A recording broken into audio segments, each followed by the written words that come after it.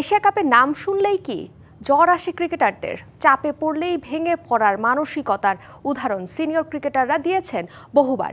এবার সেই পথ অনুসরণ করলেন বাংলাদেশ এ দলের ক্রিকেটাররা।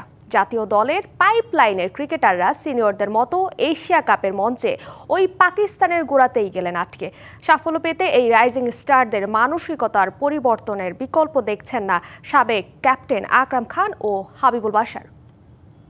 Serious concern with the thinking process, যাদের আমরা চিন্তা করছি ভবিষ্যতে বাংলাদেশকে রিপ্রেজেন্ট করবেন। কয়েকটা অকেশনে কিন্তু তাদের চিন্তা ভাবনাটা ভালো ছিল না। সেটা তো স্কুল ক্রিকেটে কিন্তু এরকম হয় না। তো এটার জন্য একটা হলো যে মেন্টাল, কারণ এইসব সময় কিন্তু আপনার মেন্টালটা ভেরি ইম্পর্টেন্ট। আপনাকে কুল থাকতে হবে।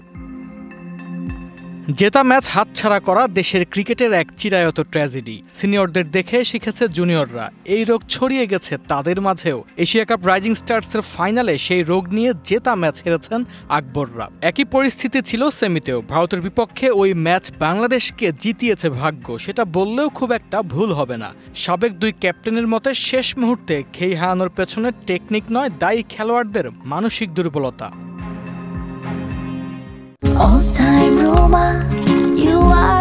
All time Roma. Taste it, love it. Seminar workshop করেও ক্রিকেটারদের মানসিক দুর্বলতা কাটানোর পথ খুঁজে পাচ্ছে না বিসিবি। আকরাম বলছেন, ঘরোয়া ক্রিকেটে প্রতিদ্বন্দ্বিতামূলক ম্যাচের অভাব হতে পারে একটি কারণ। আমরা ডোমেস্টিকে যে ক্রিকেটটা খেলি, এই ধরনের সিচুয়েশনে কিন্তু আমরা পড়ি না। কম্পিটিশন ম্যাচগুলো বেশি খেলতে হবে, আমরা কিন্তু খেলি না। আর এটা হলো নিজেদেরকে আপনার স্মার্ট ক্রিকেটার হইতেই হবে, নিজের চেষ্টাতে থাকতেই হবে। রাইজিং স্টার্স টুর্নামেন্টে ব্যাট হাতে আলাদা করে নজর কেড়েছেন ওপেনার হাবিবুর রহমান সোহান। গড়েছেন ৩৫ বলে দ্রুততম সেঞ্চুরির রেকর্ড। বাশার তার ব্যাটিং দৃঢ়তায় মুগ্ধ এবং তার যেই শর্ট খেলার অ্যাবিলিটিটা আমার কাছে ভালো মনে হচ্ছে। এবং তিনি সব বল ক্রস ব্যাটে মারেন না, লং অন দিয়ে মারার চেষ্টা করেন, কাভার দিয়ে মারেন এবং রেঞ্জ অফ শটও ভালো এবং সোজা মারেন। এই ধরনের ক্রিকেটারদের সাকসেস পাওয়ার রেটটা ভালো থাকে।